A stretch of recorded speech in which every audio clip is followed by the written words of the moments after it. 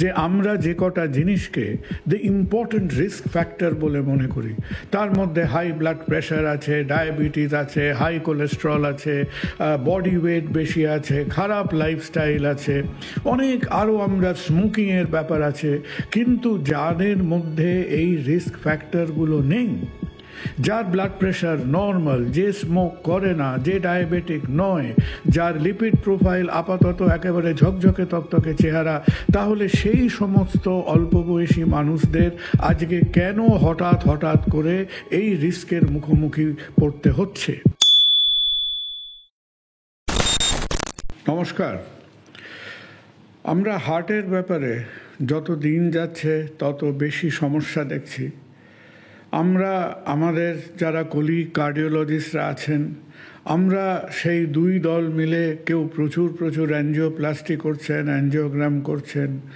আমরাও প্রতি বছর বেশ বিরাট সংখ্যায় আমরা অপারেশন করে যাচ্ছি, কিন্তু এটাও আমরা দেখছি এবং বেশ কিছু বছর ধরে দেখছি যে আমরা হয়তো ট্রিটমেন্ট করছি, সেই ট্রিটমেন্ট সফল হচ্ছে, সেই ট্রিটমেন্টে আমরা বেশ কিছু মানুষকে ভালো করতে পারছি, কিন্তু এই যে একটা গোলক ধাঁধা, এই ধাঁধার মধ্যে এই ধাঁধাটাকে আমরা সলভ করে উঠতে পারছি না কেন? আমাদের সামনে এখনও কতগুলো বেশ কঠিন প্রশ্ন থেকে যাচ্ছে। যেমন প্রশ্ন হচ্ছে যে আজকের দিনে কেন আমাদের দেশে অল্প বয়সী পুরুষ মহিলাদের মধ্যে যাদের বয়স সবে 40 ছুঁই হয়েছে, বা যারা ধরুন 45-এরও নিচে যাদের বয়স, তাদের কেন আমরা এখন এত ভুরি হার্ট অ্যাটাক দেখছি? এখন এই প্রশ্নের কিছু উত্তর আমরা ইদানিং সময় আমরা পেয়েছি, এবং যে উত্তরগুলো পেয়েছি সেগুলো আপনাদের কাছে একেবারে স্পষ্ট করে সহজ করে বলার একটা প্রয়োজন রয়েছে। 1960-65 সময় এই আমাদের লিপিড প্রোফাইল এটসেট্রা নিয়ে অনেক রকম কাজ হয়েছিল, যার ফলে আজকে আমরা জানি যে আমাদের সুগার বেড়ে গেলে যেরকম ডায়াবেটিস রিলেটেড প্রবলেম হয়, সেই রকম আমরা জানি যে আমাদের লিপিড প্রোফাইল বেড়ে গেলে, বিশেষ করে টোটাল কোলেস্ট্রল, এলডিএল, ট্রাইগ্লিসারাইড এগুলো বেড়ে গেলে আমাদের রক্তনালীর মধ্যে, আর্টারির মধ্যে এই সমস্ত বিচ্ছিরি ডিপোজিটস, প্লাক পড়লো, এই সমস্যাগুলো হয়। কিন্তু এর মধ্যে আমাদের নজরে আর একটা ছোট্ট লিপিড কণা বা লিপিড পার্টিকেল ছিল, যেটা খানিকটা হয়তো আমাদের এলডিএল কোলেস্ট্রলের মতো, কিন্তু সেটা পুরোটা এলডিএল কোলেস্ট্রলের থেকে মতো নয়, এবং সেটাকে আমরা চিনেছিলাম আজ থেকে কম বেশি 50 বছর আগে। তার নাম হলো লাইপোপ্রোটিন এ। এখন লাইপোপ্রোটিন এ এবং আমাদের ধরুন যে মুখছে না, যে কোলেস্ট্রল বা লিপিড পার্টিকেলগুলোর সঙ্গে আমাদের খানিকটা আলাপ পরিচয় আছে, যেরকম এলডিএল, ভিএলডিএল, ট্রাইগ্লিসারাইড, এগুলোর সঙ্গে লাইপোপ্রোটিন এর কিন্তু একটা তফাৎ আছে। এর চেহারাটা অনেকটা আমাদের এলডিএল পার্টিকেলের সঙ্গে মেলে, কিন্তু এলডিএল পার্টিকেলের সঙ্গে এর আর একটা ছোট্ট যোগ রয়েছে। এর মধ্যে আর একটা ছোট্ট, সেই মাথায় টুপি পড়ার মতো একটা এক্সট্রা সাব ইউনিট এর সঙ্গে যোগ করা আছে। এর মাথায় পড়া এই ছোট্ট টুপিটার নাম হলো লাইপোপ্রোটিন এ। এই যে লাইপোপ্রোটিন এ যখন আমাদের এই এলডিএল পার্টিকেলটার সঙ্গে জমছে, তখন এ একেবারে একটা আরো মারাত্মক চেহারা নিচ্ছে। কেন এটা মারাত্মক চেহারা নিচ্ছে? কারণ শুধু যদি আমরা এলডিএল এর খপ্পরে পড়ি, তাহলে এলডিএল থেকে সেই অ্যাথেরোস্ক্লেরোসিস হবে, প্লাক জমবে, এই সবগুলো হবে। এবার এলডিএল এর সঙ্গে যখন এই লাইপোপ্রোটিন এর যোগাযোগটা হলো, তখন এর মধ্যে আরও একটা মারাত্মক ঝামেলা যোগ হলো। সেই মারাত্মক ঝামেলাটা হলো কেবল যেখানে সেখানে ওই ডিপোজিশন হবে, ময়লা জমবে, এই ব্যাপারটা হবে না। এর মধ্যে এর ওপরে ব্লাড জমে যাওয়া, ব্লাড ক্লট করে যাওয়া, যেটাকে থ্রম্বোজেনেসিস বলা হয়, যেটাকে থ্রম্বোটিক প্রপার্টি বলা হয়, এই থ্রম্বোটিক উৎপাতটা আরও অনেক বেড়ে যায়।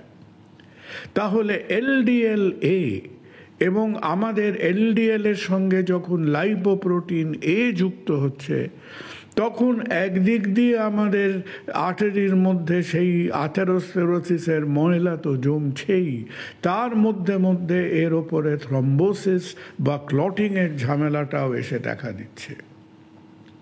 এইটা নিয়ে ঘাঁটাঘাঁটি হতে হতে আরও একটা অদ্ভুত জিনিস আমাদের চোখে পড়ল। কি চোখে পড়ল? যখনই আমরা এলডিএল এ বেশি দেখি, তখনই আমরা কি বলি, খাওয়া দাওয়া ঠিক করুন, এক্সারসাইজ করুন, বডি ওয়েট কমান, খুব বেশি লেভেল বেড়ে গেলে ওষুধ শুরু করুন। এবার আমাদের সেই বুদ্ধিশুদ্ধিগুলো এই আমাদের এলডিএল এর কাছে সেটা খাটছে না। লাইপোপ্রোটিন এ এবং এলডিএল এর তফাৎটা হলো যে অন্যান্য কোলেস্ট্রল পার্টিকেল, ট্রাইগ্লিসারাইড, এলডিএলকে আমরা যেরকম ডায়েট, ওষুধপত্র, এক্সারসাইজ, বডি ওয়েট ম্যানেজমেন্ট নিয়ে কমাতে পারি, কন্ট্রোলে আনতে পারি, লাইপোপ্রোটিন এ ব্যাপারটা একেবারে আমাদের সেই সহজাত কবচকুণ্ডলের মতো, this is a fixed figure. এটা আমাদের একটা জেনেটিক প্রপার্টি, এবং এখনও আমরা কোনো রকম lifestyle, diet, statin related medication দিয়ে লাইপোপ্রোটিন এ কে কমাতে পারি না। তাহলে প্রথম যেটা আমাদের বুঝতে হবে যে লাইপোপ্রোটিন এ কাদের পক্ষে ইজ ইট ইম্পর্টেন্ট। এটা তাদের পক্ষে ইম্পর্টেন্ট যাদের ধরুন একটা স্ট্রং ফ্যামিলি হিস্ট্রি আছে। এটা তাদের পক্ষে ইম্পর্টেন্ট যাদের কম বয়সের মধ্যে একটা কার্ডিয়াক সমস্যার কিছু আমরা আভাস বা রেশ পাচ্ছি।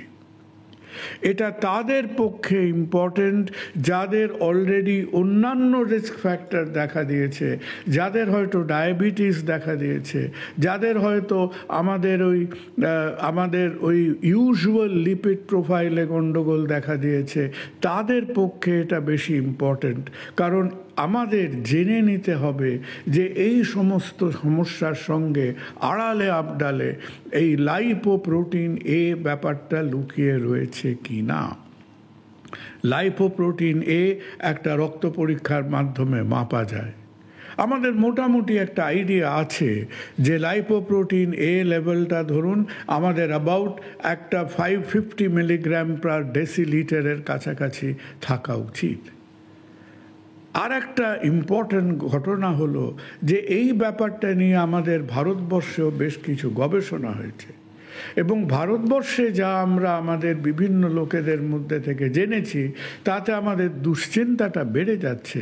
কারণ ভারতবর্ষ বা আমাদের সাউথ এশিয়ান যাদের বলা হয়, তাদের মধ্যে দেখা যাচ্ছে যে এই লাইপোপ্রোটিন এর উৎপাদটা তুলনায় অনেক বেশি। এবং perhaps this explains the fact যে কেন আমাদের সাউথ এশিয়ানদের মধ্যে এই ঝামেলাগুলো বেশি হয়। আর সাউথ এশিয়ান বা আমাদের ভারতীয় বংশোদ্ভবদের মধ্যে এর প্রবণতাটা বেশি বলে, যেটা অন্য সবার ক্ষেত্রে বলা হচ্ছে যে 50-এর বেশি হলে সতর্ক হন, আমাদের ক্ষেত্রে বলা হচ্ছে যে 50 কেন, আমরা 30-35-এর বেশি হলে, 30-35 মিলিগ্রাম পার ডেসিলিটারের বেশি হলে আমাদের সতর্ক হতে হবে। এখন সতর্ক হয়ে আমরা কি করতে পারি? আমাদের অসুবিধে হলো এখনও হাতে খুব একটা সহজ সেরকম ওষুধ নেই যে ওষুধ দিয়ে আমরা লাইপোপ্রোটিন এর লেভেলকে কমাতে পারবো। হয়তো অদূর ভবিষ্যতে কিছু কিছু ওষুধ আসবে যে ওষুধগুলো প্রাইমারিলি আমাদের জেনেটিক মেকানিজমের বিভিন্ন দিকে কাজ করে এটা কমাতে সাহায্য করতে পারে। তাহলে হাউ ডাজ ইট হেল্প? এই যে এত কথা বললাম লাইপোপ্রোটিন এ, যদি আমরা কিছুই না করতে পারি তাহলে এটাকে নিয়ে জেনেই বা লাভ কি? জেনে দুটো লাভ আছে। সেটা হচ্ছে যাদের এই ভ্যালুটা বেশি আসবে তাদের আরও চোখে চোখে রাখতে হবে, তাদের স্ক্রিনিং ভিজিলেন্সগুলো আরও কঠিন হতে হবে। আর যাদের লাইপোপ্রোটিন এ লেভেল বেশি থাকবে তাদের ক্ষেত্রে আমাদের বুঝতে হবে যে if they have things like diabetes, তাদের মধ্যে যাদের ডায়াবেটিস আছে, হাইপারটেনশন আছে, অলরেডি আমাদের কনভেনশনাল লিপিডগুলো বেশি আছে, তাদের সেই অ্যাসোসিয়েটেড রিস্ক ফ্যাক্টর ম্যানেজমেন্টটাকে আরও কঠিন করতে হবে। আর আমরা সবাই অপেক্ষায় রয়েছি যে যদি আমরা অদূর ভবিষ্যতে হাতে এমন কোনো ওষুধ পাই, যে ওষুধগুলো মেইনলি আমাদের বিভিন্ন জেনেটিক মেকানিজমের মধ্যে দিয়ে এই লাইপোপ্রোটিন এর লেভেলটাকে কমাতে সাহায্য করে। তাই হয়তো আমরা যারা এই ঝামেলাগুলোকে নিয়ে নাড়াচাড়া করছি, হয়তো আমরা খানিকটা আশ্বস্ত বোধ করছি যে জিনিসটাকে আমরা একদম ভ্যাবাচাকা খেয়ে চেয়ে থাকতাম, বুঝতে পারছি না, জানি না কেন হয়, কেন হচ্ছে, আমরা একেবারে একটা ব্ল্যাঙ্ক লুক দিয়ে চেয়ে থাকতাম, সেইটার হয়তো কিছুটা বেশি জানা গেল। কিন্তু তাতে আমাদের আরও বেশি যেন আমরা সতর্ক হই, আরও বেশি আমরা যেন আমাদের secondary habits like smoking, diabetes, hyperlipidemia, body weight ম্যানেজমেন্টগুলো, যাদের এই ব্যাপারটা বেশি থাকবে তাদের ক্ষেত্রে আরও স্ট্রিক্টলি প্রত্যেকটা প্রিভেনশনকে আমাদের আরও স্ট্রিক্টলি ইমপ্লিমেন্ট করতে হবে। আর যদি আমরা এমন কিছু খোঁজ খবর পাই যে যাদের লাইপোপ্রোটিন এ লেভেলটা বেশি আছে, কি করে সেটা কমানো যাচ্ছে, তাহলে আবার সেই খোঁজ খবর নিয়ে আপনাদের কাছে ফিরে আসব। লাইপোপ্রোটিন এ আমাদের দেশে টেস্টিং হয়, খুব একটা মারাত্মক এক্সপেন্সিভ নয়, আর unlike lipid profile, unlike sugar, unlike HbA1c, এগুলোকে দফায় দফায় টেস্ট করতে হয় না।